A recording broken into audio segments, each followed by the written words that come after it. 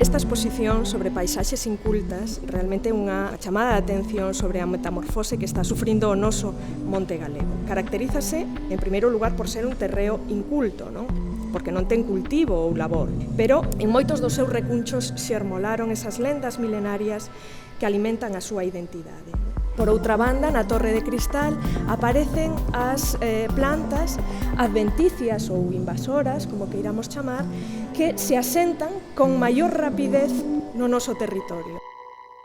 A xénese da propia cidade de Santiago ten que ver cos seus montes e a relación entre o Monte Gaiás, o Monte do Viso, o Monte do Gozo co Pico Sacro, non? Que é orixe, digamos, da cidade de Santiago e das súas lendas.